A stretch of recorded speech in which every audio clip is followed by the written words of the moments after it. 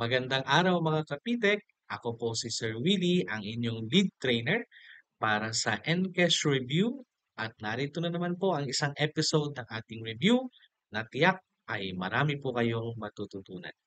Good luck po sa inyong lahat na mga future school principals. Magandang araw mga kapitek! Narito na naman tayo sa isang review video para po sa inyo habang kayo ay nagpre-prepare para sa upcoming na Principal's Test 2024. Nandito tayo ngayon sa Baguio City, no? May ongoing training kami, pero I will not miss the opportunity na makagawa ng isang panibagong video para sa inyo. In this video, ang ating topic, or by the way, we are already in session number 15 at ang topic po ay ang DepEd Child Protection Policy with mock test and full discussion under the DepEd Order number 40 series of 2012. So, kung bago ka pa lang sa ating channel ay pwede mong balikan no yung ating ibang mga sessions and mock test. So medyo marami-rami na po 'yan kaya explore mo na ang ating channel para nang sa ganon ay updated ka sa lahat ng ating mga review packages na ino-offer po for free. All you have to do is to subscribe sa ating channel at maging miyembro ng PTech family para po sa inyong preparation for the NCAS 2024. Let's start off with our discussion sa ating mga review questions. So, yung mga mock test po muna natin. Check your understanding. Number 1. What is the paramount consideration in all decisions and actions involving the school matters? A. Achievement of quality instruction. B. The best interest of the child. C. High level of performance in governance and quality instruction. And letter D. The provision of access to quality education. Ayan. So, sorry for the background, no? I hope that you're hearing me loud and clear. The correct answer here is letter B, the best interest of the child. Mga kapitek, kahit na pagbalik-balik ta rin natin ang mga tanong, ang konteksto na ibibigay sa inyo later on during the exam, wag nating kakalimutan na kumbaga the essence of what you will be doing, the essence of any kind of decision that you're going to do, that you're going to make, that you're going to face, will have to involve yung ating mga learners. And you always have to choose what is the best for them. Kaya kung anong best interest ng mga learners, doon po palagi nakatuon ang ating attention. Alright? So, yan po yung laman nito. Aside from the fact that this question can be directly lifted from DepEd Order number 40, series of 2012. Next, question number 2. The Family Code empowers the school and its administrators and teachers, or the individual, the entity, or the institution engaged in the child care to exercise blank. A. Special parental authority and responsibility over the child. B. Roles as guardians in representing the child in various capacities. Or C. Special guardianship over the child. Or letter D. Accountability over the child. The correct answer is it's letter A, the special parental authority and responsibility over the child. Mga kapitek, yung family code na yan ay exactly identified and stated under the DepEd Order. Kaya kapag ganyan na may legal basis, kung ano ang pinag-uusapan under the legal basis, yun ang ating sinusundan. So yung term po na ginamit is that we are given, school administrators, the teachers, no, the special parental authority and responsibility over the child, especially if the child is within the school premises. Okay? Yan ang sinasabi po ng family code. Anong tawag natin doon?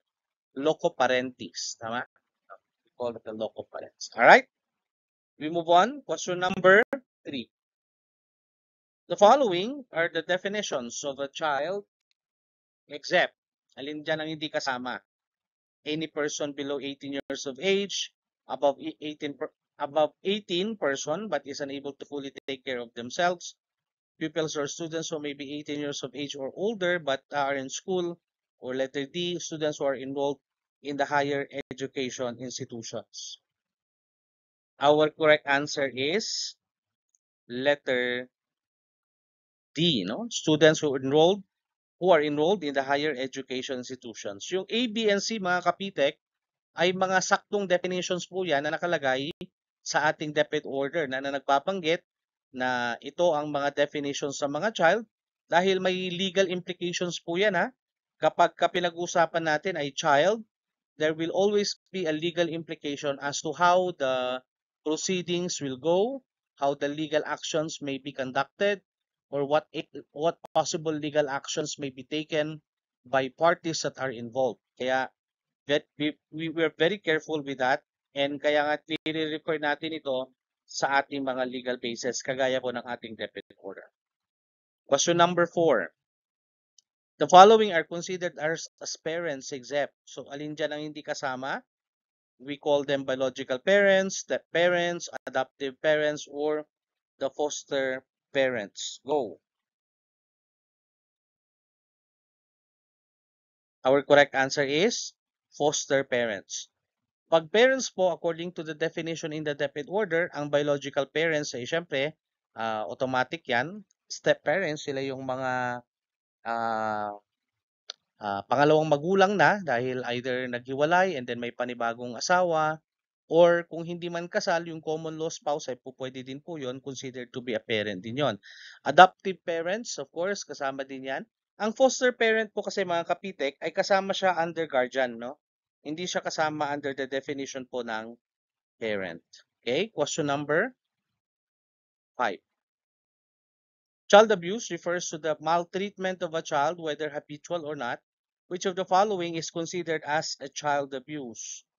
Psychological or physical, any act or deeds by words which bases, degrades or demeans the intrinsic worth and dignity of a child, unreasonable deprivation of the basic needs, or failure to immediately give medical treatment to an injured child, and so on. So, alin po dyan ang tamang definisyon? Ang tinatawag po natin na child abuse. Alright? Correct answer is letter D. Lahat po yan ay definition po yan ng child abuse. You have to be very careful ha mga kapitek, habitual or not. No? Habitual or not. May mga tendency kasi na once lang nagawa pero malaki yung impact, no? Ano pa rin yun, no? Child abuse pa rin po yung babagsakan po nun, no? You have to be very careful, no, in dealing with all of these cases, lalo na kapag naging school head na po tayo, no? Sa lawak ng accountability, I would say the accountability, in every time na there is something that would happen to a child, it will always be redound to the accountability and the responsibility of the school head. Ibig sabihin, lahat ng mga pangyayari, direct man or indirect na nakita mo or what, accountability mo yon bilang school head. Kaya be very careful with that. Lahat yan ay kasama sa ating aura na tinatawag. Okay? Question number 6. The following are the functions of the Child Protection Policy except A. Drafting a school child protection policy with a code of conduct. B. Conduct preliminary investigation in cases of child abuse. C. Initiate information dissemination. D. Develop and implement school-based referral and the monitoring system. Correct answer? The correct answer is letter B. Hindi po kasama sa trabaho ng ating Child Protection Committee, no? Or the Child Protection Committee, I should say, hindi po policy yan, I'm sorry, no? To conduct preliminary investigation in cases of the child abuse. Ang tanging magagawa po ng Child Protection Committee for that matter ay ang paggawa ng referral and the ability to monitor, no?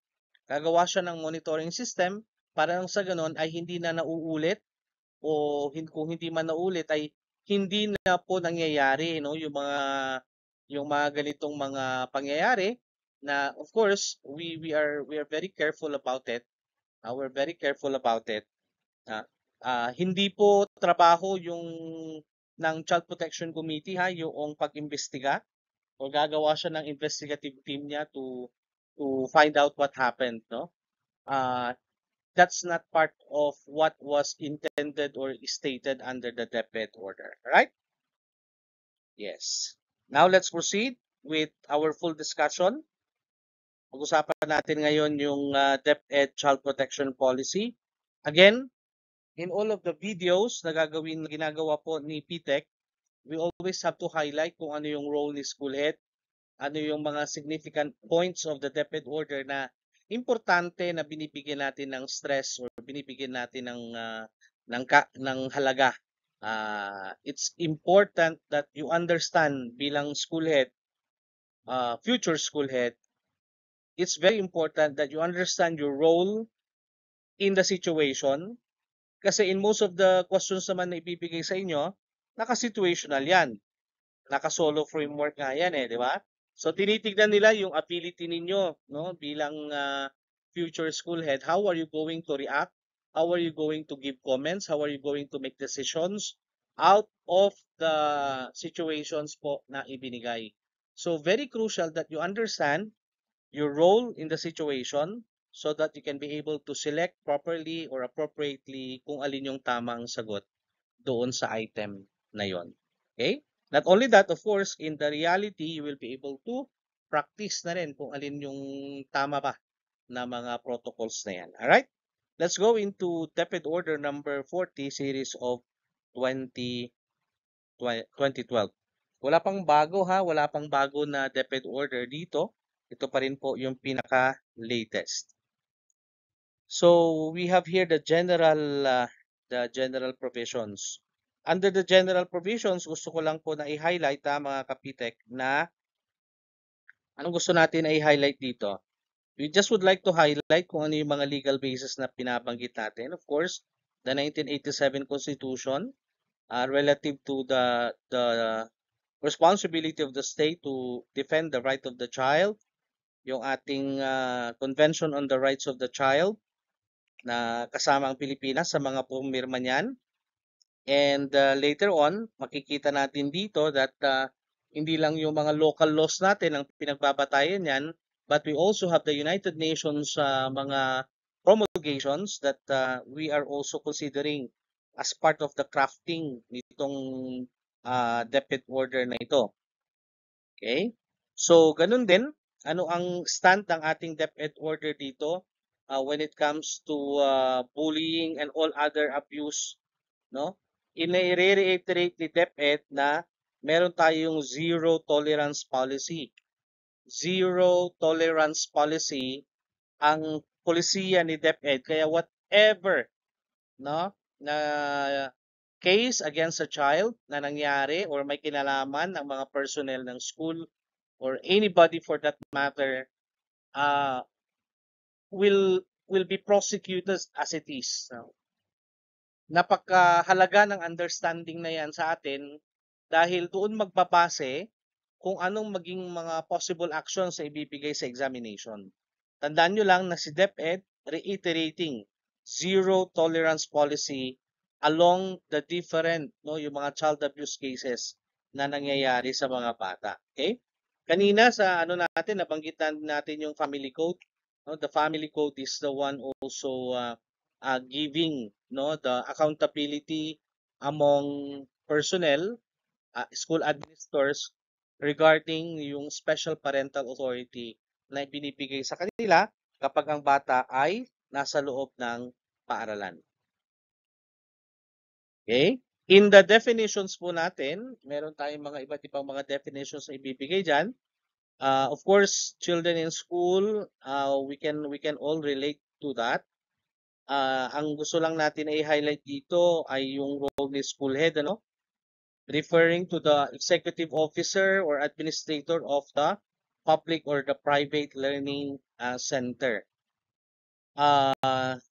There are also other definitions that will be included here pero hindi ko na po i-highlight yan. Okay. Let's go into the next slide.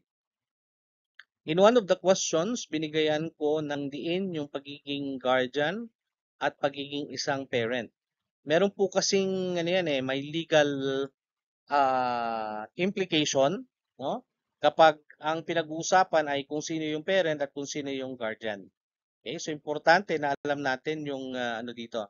Alam natin yung legal standing. So kapag parents, sabi ko nga, biological, step parents, adoptive parents, tsaka yung common law spouse or partner ng mga parent, kasama po yan. Legal guardians, ang guardians, foster parents, and other persons, including relatives, ay pwede na natin consider yan as mga guardians. Okay, dito, hindi po child abuse yan ha. Child abuse, ito yung mga definitions naman na binigay ko kanina. Physical or psychological, any acts or deeds which debases the individual, unreasonable deprivation, at saka yung failure to give medical treatment. Okay? Kapag ka naman discrimination, tandaan na lang natin yung mga keywords na nandyan po yung discrimination as to age, ethnicity, sex or sexual orientation, gender identity, and so on. Pag narinig nyo yung or nabasa nyo yung term na yon na may violation relative to all of those na banggit, then it will fall under the discrimination concept. Pag exploitation naman, dalawang klase, no?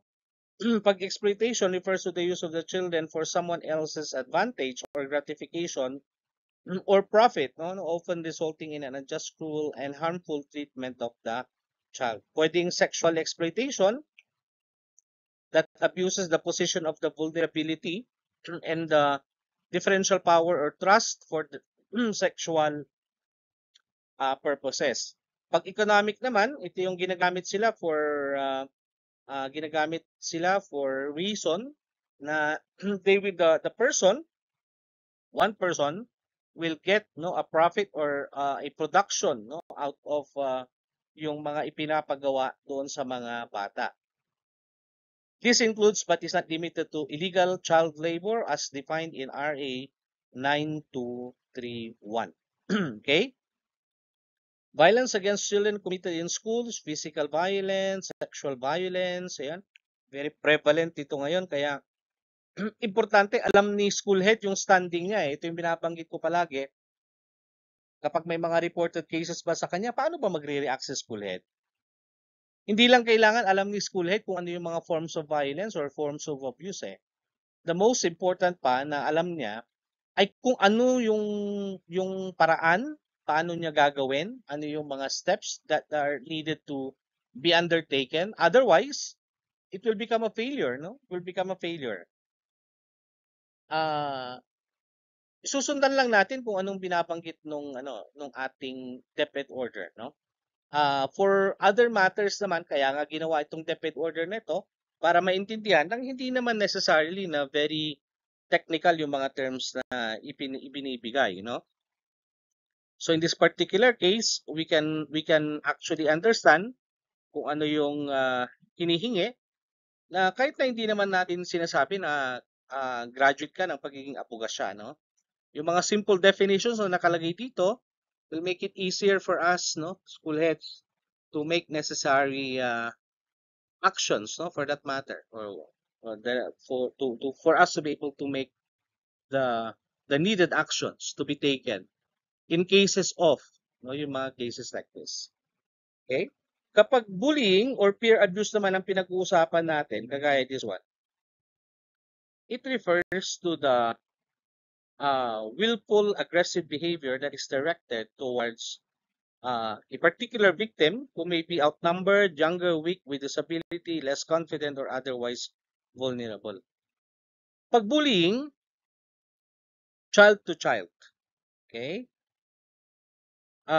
When a student commits an act or a series of acts directed towards yung kanyang peers, ang tawag natin doon ay bullying. So, peer abuse or bullying. No?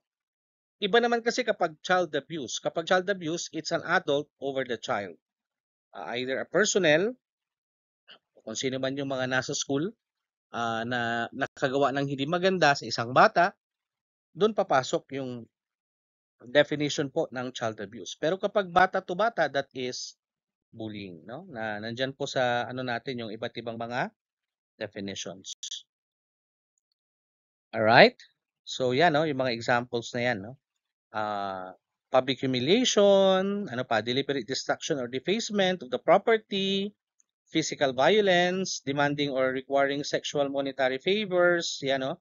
Restraining the liberty and freedom of a pupil or a student, all of this will fall under bullying. No?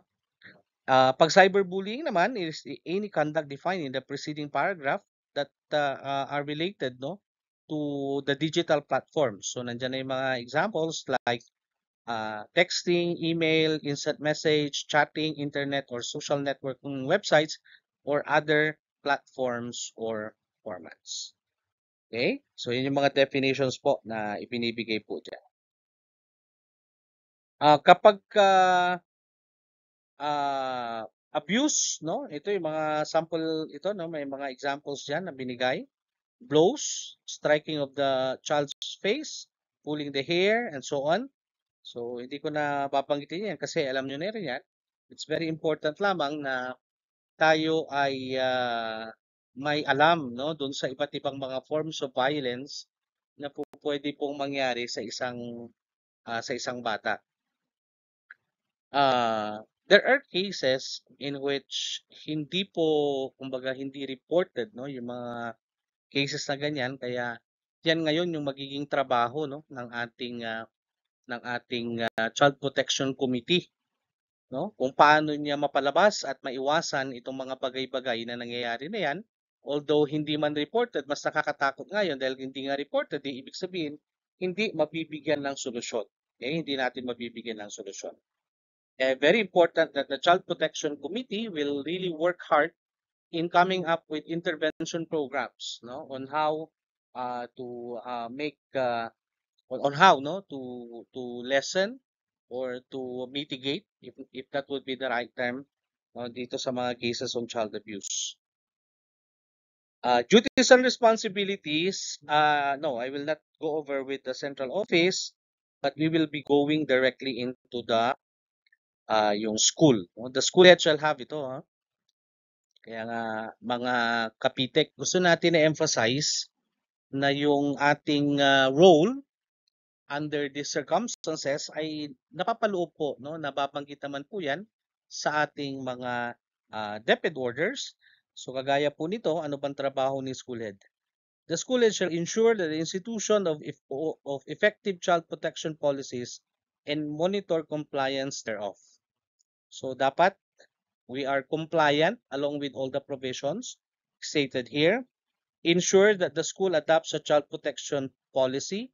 Kung wala ka pa niyan, kung wala pa tayo niyan, we have to make sure na meron tayong contextualized version.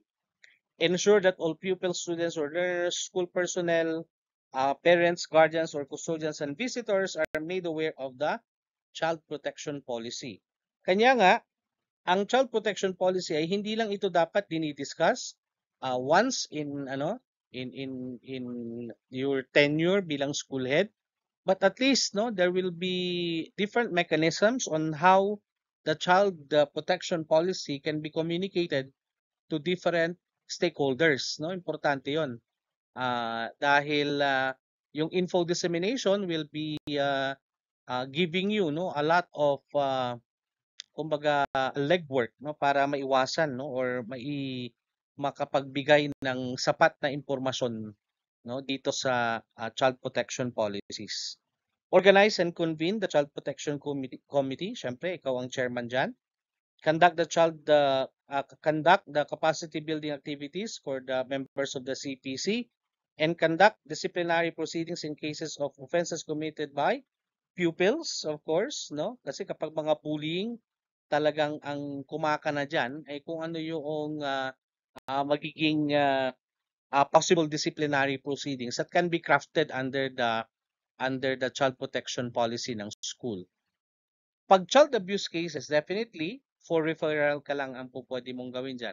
But in terms of bullying, doon papasok kung anong pwedeng gawin ng school via the Child Protection Committee na dapat napapaloob sa isang dokumento na signed by all the members ng Child Protection Committee and adopted by the school as well. Okay? Ensure that the participatory and the other rights of children are respected. Maintain record of all the proceedings. Kaya nga nire-record po natin lahat ng mga ito at ito ay meron tayong mga annexes na binabanggit dyan na dapat gumagana under our guidance. So, syempre, the guidance counselor is the vice chair of the committee. That's the reason why we really have to give emphasis doon sa role din po nila. Conduct appropriate training, kasama na po yan. Ensure that the school adopts a code of conduct to be followed by every pupil. Kung meron tayong mga school manual, that would be better, wherein we can integrate yung ating child protection policy and other important regulations that the school will be adopting in relation to child safety. Okay? Adopt child conflict resolution mechanisms, coordinate with appropriate offices, coordinate with the Department of Social Welfare, ensure that all incidents of abuse are addressed in accordance with the provisions of the DepEd order. Kapag child abuse, referral. So, kaya nga dapat connected tayo kay DSWD, connected tayo sa PNP, no? Or merong specific na mga government agencies where we are connected to para madali yung referral, no? Hindi lang kay DSWD yan, pero pwede rin yung municipal social welfare, mga ganyan, no? So we have to be very careful in coming up with an inventory or the list of those who will be who are we referring to, no? To what agency are we referring to? To what government agency are we looking at? Okay? Next. Duties and responsibilities of the school personnel. Again, kasama po dito yung mga alam niyo mga kapitek, itong duties and responsibilities of the school personnel, dito magre-revolve yan. So panigurado ako kung may tanong man na may kinalaman kay child protection policy, it will have to be along this line. It will have to be along this line. Aside from the fact na nabanggit ko kanina kung ano yung role ni school head, but at the same time, it's important that all school personnel should understand their duties and responsibilities. Exercising parental authority according to the family code, keep them company and support, give them love and affection, enhance their well-being, physical, mental, furnish them with good and wholesome materials, represent them in all matters affecting their interests, inculcate the value of respect, okay? Practice positive and non-violent discipline, perform other duties as imposed by law, and also school personnel shall strictly comply with the child protection policy. Okay? Duties and responsibilities naman ng mga parents, nakalagay din naman po dito, no? Actually, kapag gumagawa tayo ng ating manual, we can contextualize itong mga contents na ito. We can also include them, no? Under our own contextualized policies. Okay? The child protection policy, ito pinaka-importante po ito mga kapitek. So sino ang chairperson ng ating child protection committee? Huwag nating kakalimutan na nandyan ka bilang school head. The administrator will be the chairperson. The vice chair will be the guidance counselor. Pangatlo will be the representative of the teachers as designated by the faculty club. Pang-apat, representative of the parents by the PTA. Pang-lima, representative of the pupils coming from the SSG. And pang-anim ay ang representative from the community as designated by the punong barangay, preferably a member of the barangay council for the protection of children. So ilang miyembro yan? There are 6. Anong trabaho mo bilang school head? Ikaw ang chairperson ng Child Protection Committee. Anong trabaho ng Child Protection Committee? Drafting the school child protection policy, initiate informed dissemination, develop school-based referral and monitoring, establishing a system for identifying students who may be suffering from yung mga alam na natin na significant yung yung kanilang mga issues na kailangan bigyan ng pansin. Kailangan may referral system din yan at meron ding sistema na ginawa ang Child Protection Committee for that matter para madali yung spotting ng ganitong mga issues. Identify, refer, and if appropriate, report to the appropriate offices all the important or all the different cases of violence or forms of child abuse. Okay, give assistance to parents, coordinate with the necessary agencies like the Women and Children Protection Desk of the PNP, the local Social Welfare and Development Office, the NGO, DSWD, yan, mga ano. Importante kasi more on referral tayo, no?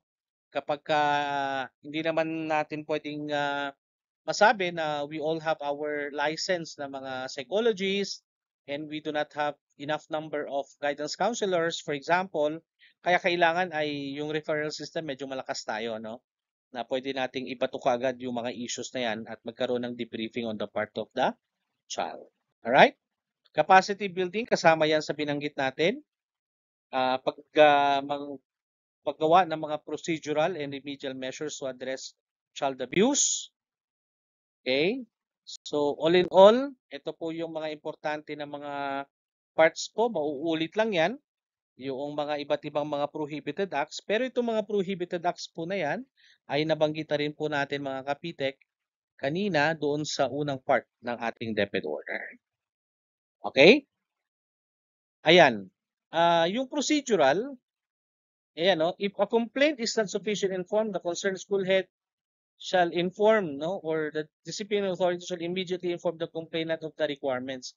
Kung child abuse at may complaint, nire-refer kagad natin yan, sinasubmit natin yan. Either, for example, binigay sa school, forward natin yan sa ating division office for proper referral naman pagdating sa ating regional director being our disciplining authority. Wala pa rin nagbago dyan dahil pwede rin naman na lahat ng complaint ay idirekta ng mga complainant into the regional office. Wala namang pong problema doon. Okay? The conduct of the fact-finding investigation, again, yung naunang video natin, pinag-usapan na natin ito, na yung pag-conduct ng fact-finding or preliminary investigation ay naaayon sa DepEd Order number 49, di ba, 2006. At kapag may prima facie case, that's the time na po pwedeng mag-proceed into formal charge yung kaso. Alright? So, wag na wag ninyo, lalong-lalo na kapag sexual or any form of child abuse, hanggat maaari, hindi naman hanggat maaari, wala namang sinasabi dyan kasi baka ma-technical po tayo. Pag mga child abuse cases, automatically forward na po natin kaagad yan. Kasi wala po tayong karapatan, wala po tayong kakayanan to hear the case. No, hindi ka magkakaroon ng ano diyan, arbitration, no? Huwag mo pakikialaman in arbitration 'yan dahil child abuse cases should be forwarded and should be addressed according to the DepEd order on DO number 49 series of 2006. Okay?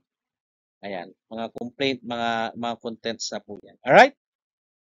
So, ayan, so hanggang dyan lang muna tayo mga kapitek. Maraming salamat sa inyong panonood ng isa na namang video na naaayon sa inyong preparation for the upcoming Principals Test 2024. So maraming salamat.